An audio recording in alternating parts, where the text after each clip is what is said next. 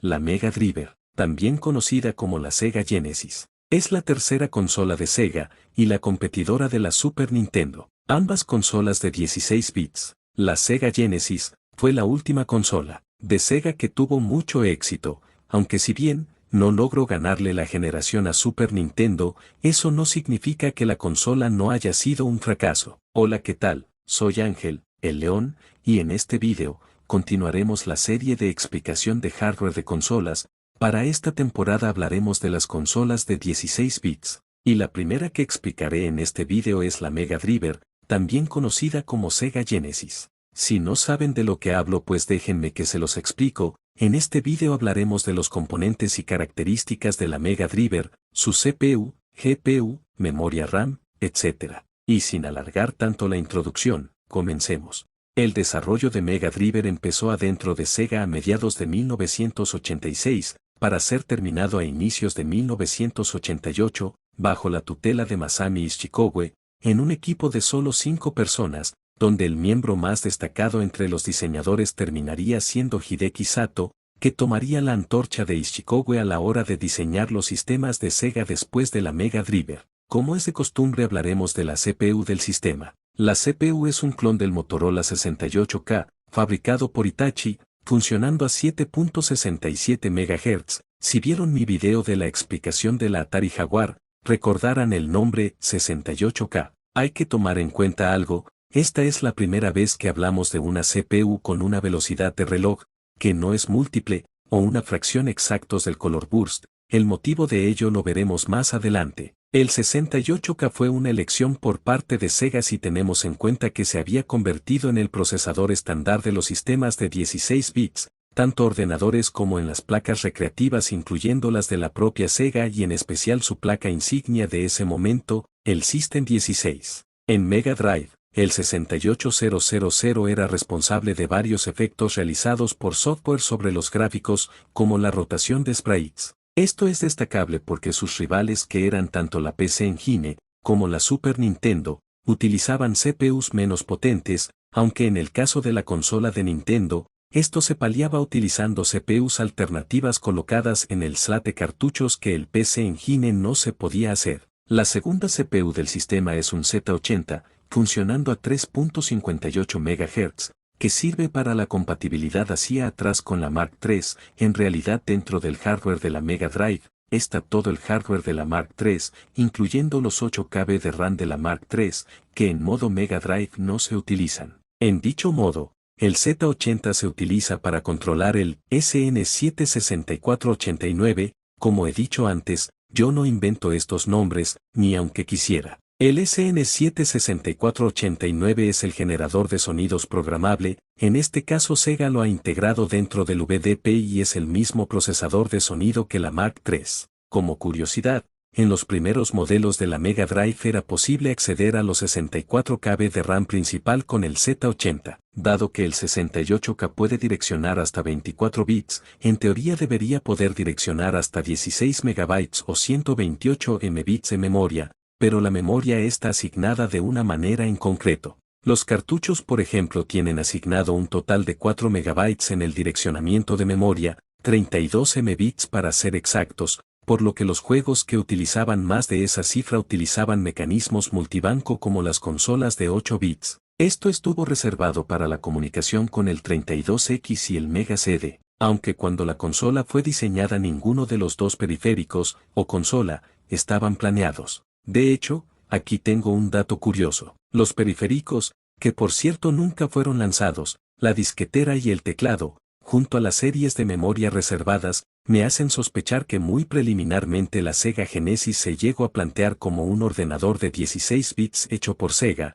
pero como dije, es solo una mera teoría, ya que no tenemos ninguna fuente primaria que nos lo demuestre, y no he encontrado referencias de ello en ningún sitio. Fuera del VDP, el último chip que nos queda, es el Yamaha YM2612, vuelvo y repito, yo no invento estos nombres, ni aunque quisiera. Es el verdadero chip de sonido de la Genesis, pero como yo no prefiero hablar tanto del sonido, pues solo lo menciono hasta ahí. Ahora vamos por la parte que más vamos a disfrutar, y es lo atractivo de esta serie. los gráficos de las consolas, y si vieron mi video de la Sega Saturn recordarán el nombre VDP, ¿verdad? Pues aquí es donde hablaremos de eso. Diseñado por Hideki Sato, el VDP de Sega Genesis, al que vamos a llamar Sato VDP, al contrario de lo que muchos piensan, no es una evolución del VDP del Mark III, sino que integra el VDP del Mark III para la compatibilidad hacia atrás, pero el Sato VDP es un generador de sprites completamente nuevo, y aunque utiliza ciertos fundamentos de los derivados del TMS 9928A, en muchos casos rompe en buena parte con la forma de funcionar de este, en muchos aspectos, hasta el punto de que se debe considerar algo más que una simple evolución del VDP del Mark III. Aquí están sus especificaciones técnicas, pueden pausar el vídeo para que las vean, ya que no me voy a poner a pronunciarlas todas. Hay que tener en cuenta que el VDP entiende las referencias base en celdas, que son 8 por 8 píxeles. Esto es importante por el hecho que los sprites utilizados en los juegos están compuestos por varias celdas distintas. Ahora vamos a hablar de los planos, entre comillas. El Sato VDP puede generar una imagen compuesta por 4 planos. Background, el plano de menos prioridad, solo pinta en pantalla el color asignado como color de fondo, y el scroll B y scroll A, también conocido como window y sprites. Ahora hablemos del sprite attribute table, que en español es la tabla de atributos de sprite, ha cambiado respecto a la Mark III, y ha pasado de ser de 4 bytes por sprite, a ser de 8 bytes, permitiendo muchos más parámetros por sprite que en las consolas de 8 bits, y la de PC Engine. En estos momentos voy a mostrar todos los bytes, cuidado que se vienen trabalenguas. Byte 0, y byte 1, bit 0, posición vertical. Byte 1, bits de 1 a 7, no tienen utilidad. Byte 2, bits de 0 a 2. Estos 7 bits nos sirven para marcar el nivel de prioridad del sprite sobre el resto. Fijaos que en el modo H32 tenemos un máximo de 64 sprites, y en modo H40 por lo que resulta curioso que hayan 7 bits para escoger la prioridad del sprite. Byte 2, bit de 7. Este no tiene utilidad. Byte 3, bits de 0 a 1 tamaño horizontal, hay que tener en cuenta que el VDP interpreta los sprites como celdas, 8 por 8, este registro nos marca que celdas en horizontal se han de tomar del banco de celdas, permitiendo sprites de 8, 16, 24 y 32 píxeles en horizontal. Byte 3, bits de 2 a 3. De tamaño vertical, hay que tener en cuenta que el VDP interpreta los sprites como celdas, de 8 por 8, este registro nos marca que celdas en vertical se han de tomar del banco de celdas, permitiendo sprites de 8, 16, 24 y 32 píxeles en vertical. Byte 3, bits de 4 a 7, no tienen utilidad. Byte 4 y byte 5, bits de 0 a 1. Celda a utilizar como sprite. En la RAM, hay un total de 1024 celdas de 8 por 8 píxeles con 4 bits de color, que son sprites, o fragmentos de sprite. Esto significa que 32 KB de la RAM almacenan la lista de sprites. Byte 5, bits de 2. En la Sega Genesis no tiene utilidad, es una reminiscencia del diseño con 128 KB de memoria, ya que se puede tener una lista de 2048 celdas de 8 por 8 píxeles con 4 bits de color, en este caso pero moviendo la mitad de los sprites a la segunda memoria. Byte 5, bit de 3. El sprite horizontalmente lo dibuja a la inversa. Byte 5, bit de 4. Sprite verticalmente se dibuja a la inversa. Byte 5, bits de 5 a 6. Cambio de paleta.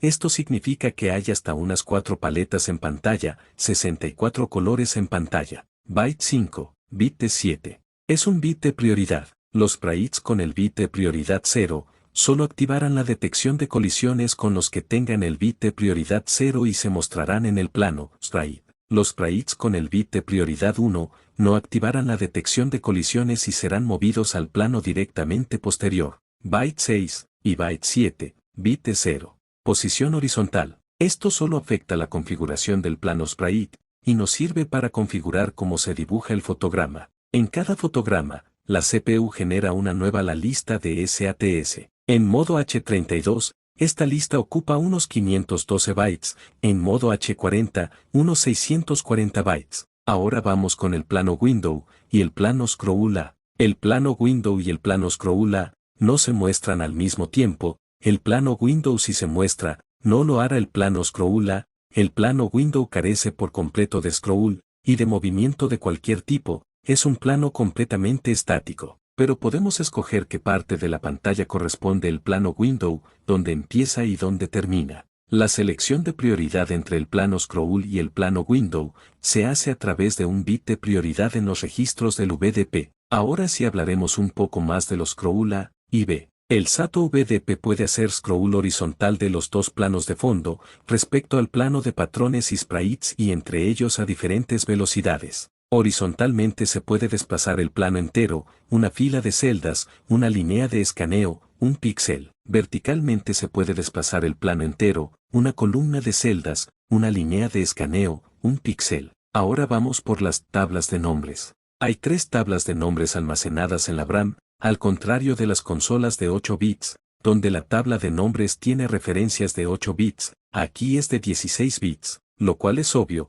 porque son consolas de 16 bits, XD, pero atentos porque aquí se viene otro trabalenguas, bit 0 a 10. Selecciona el sprite de la lista de sprites en la VRAM. Bit 11. El sprite horizontalmente se dibuja a la inversa. Bit 12. El sprite vertical se dibuja a la inversa. Bit 13 a 14. Selección de paleta. Bit 15. Bit de prioridad. Para los planos de scroll, tienen ambas las mismas dimensiones. Los tamaños de la tabla de nombres para los scroll A y scroll B son así.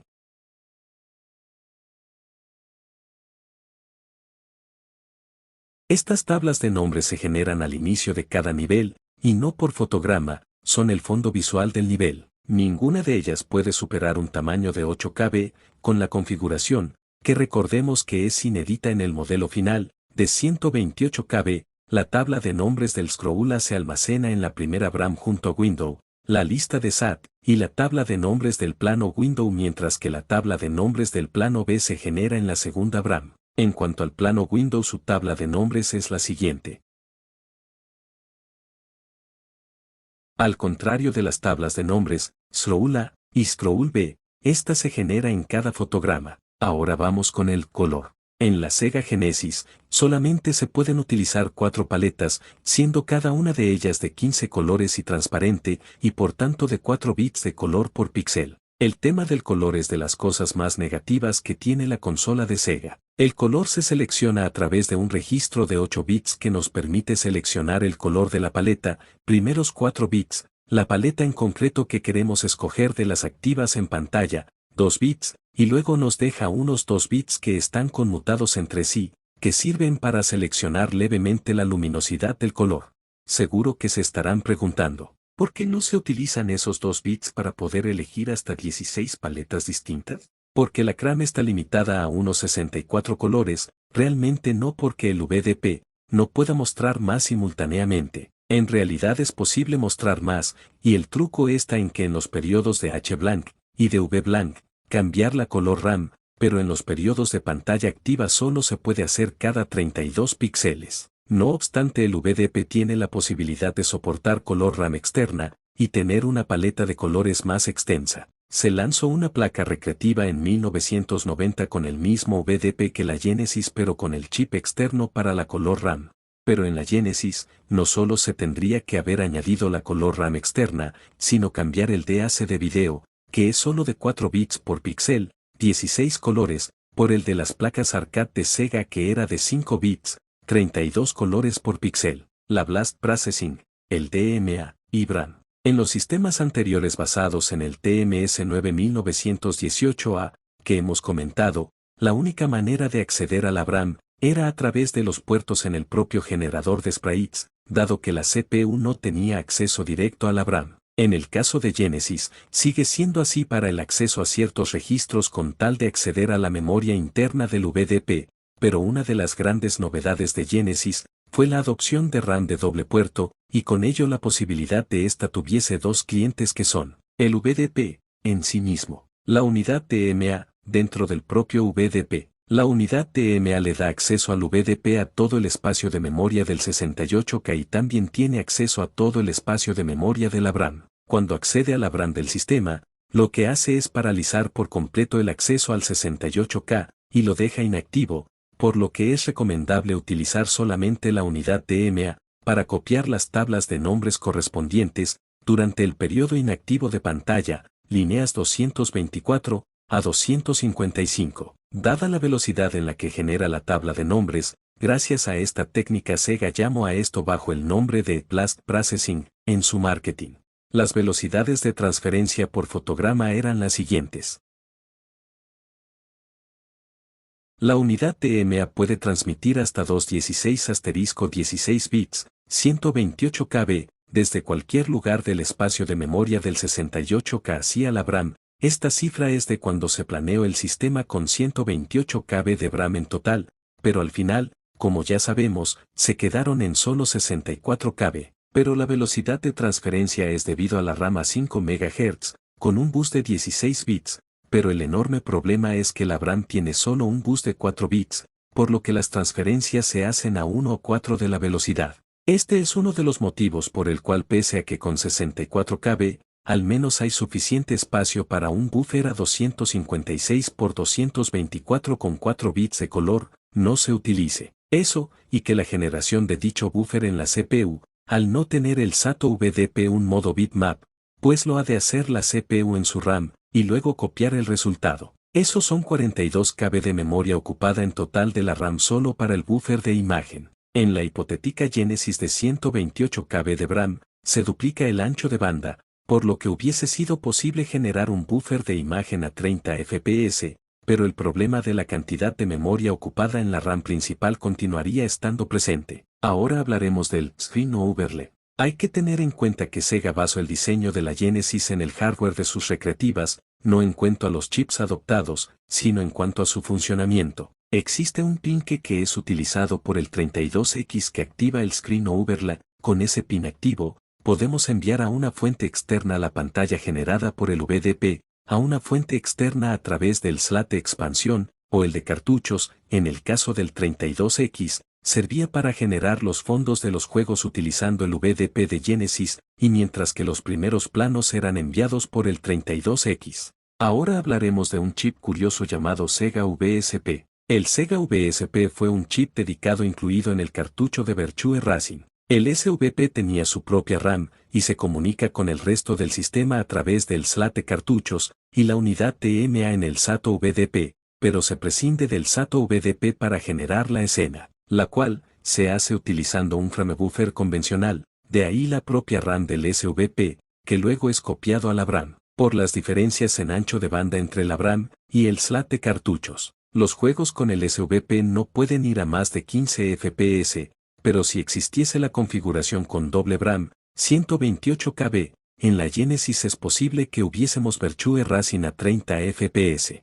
Aunque el Sega CD no fue conocido como Giga Drive, sí que empezó su desarrollo de Sega como una consola sustituta de la 16 bits de Sega hasta que al final se convirtió en un add-on para la 16 bits de Sega. Aquí está lo siguiente. CPU Motorola 68K a 12.5 MHz, 768 KB de memoria RAM, mapeados en el espacio de memoria de la Genesis diagonal Mega Drive en el área reservada. Tienen acceso al mismo el 68K de la Genesis, el 68K del Sega CD y el Sega ASIC del Sega CD, mayor que Sega ASIC, como procesador gráfico a 12.5 MHz, con una memoria asignada de 256 KB. Al contrario del PC Engine CD-ROM, el Sega CD aumentaba las capacidades técnicas de la Genesis de manera considerable, aunque el sistema fue mal utilizado debido a la enorme cantidad de juegos FMV que salieron para el sistema en aquellos tiempos y que le dieron muy mala fama al add-on.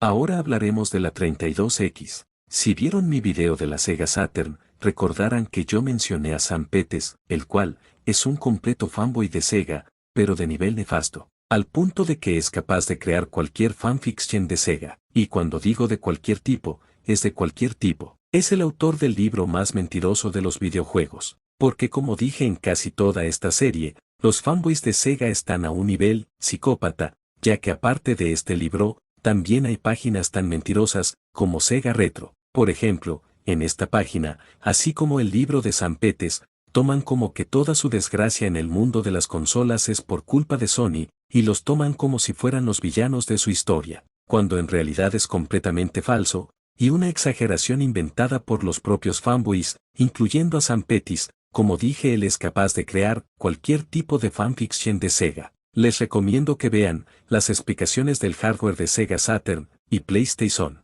Así entenderán mejor este malentendido. Según cierta gente, el 32X nació inicialmente bajo la idea de crear una Genesis mejorada, compatible hacia atrás pero con el VDP mejorado respecto a lo que había en la Genesis original. A principios de los 90, la memoria era ya lo suficientemente barata como para plantearse el uso de un framebuffer completo en los juegos y prescindir un generador de sprites, por lo que la historia que cuenta Sam Peters en su libro es cuanto menos una mentira, cosa que eso no me sorprende. El 32X realmente reemplaza a la Sega Genesis y le hace bypass a la salida de video de esta al tener la suya propia. Solo utiliza el VDP para generar los fondos y el sistema de audio de Genesis con tal de ahorrar costes. Sus especificaciones eran las siguientes: 2 Hitachi SH2 a 23 MHz, en conjunto son 40 MIPS, el salto desde el 68.000, 1 MIPS, era realmente brutal en ese aspecto. 256 KB de memoria RAM. Al ser un sistema de cartuchos Sega se pudo ahorrar el coste de una unidad CD-ROM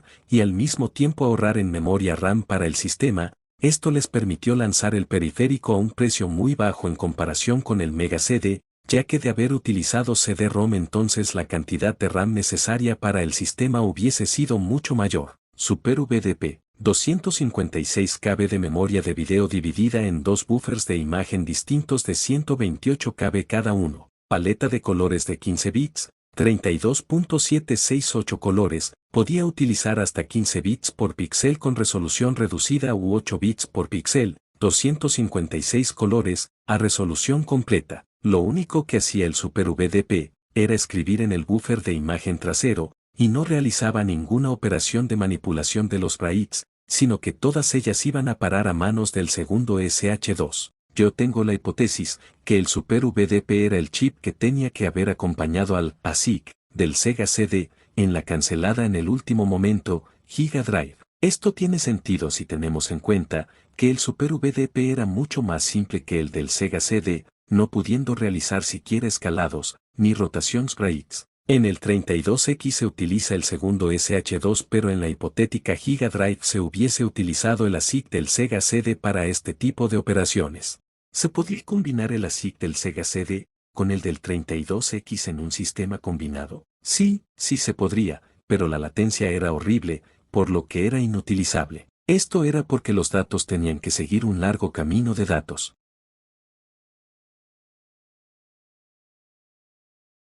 ¿Qué conclusión puedo sacar de la Sega Genesis? Debo decir que sí es una buena consola, posiblemente, una de las mejores consolas de Sega, aunque tristemente, no pudo ganarle la generación al Super Nintendo, pero eso no significa que la consola no haya sido un fracaso. Al contrario, esta sí fue una de las mejores consolas de su generación, y se podría decir que fue la última consola de Sega que fue un éxito comercial, ya que si bien, la Sega Dreamcast, fue una buena consola técnicamente, en cuanto a la economía, fue un completo fracaso. Lo mismo se puede decir de la Sega Saturn, ya que la Saturn fracasó en ambos lados, en lo económico y en capacidades técnicas. Pero volviendo con la Genesis, estoy muy seguro que muchas personas han tenido una buena infancia con esta consola. Voy a ser honesto con ustedes, yo nunca crecí con esta generación, más bien yo crecí con la generación de 32 bits como la PlayStation 1, Nintendo 64, etc. Pero eso no significa que no experimente cosas nuevas,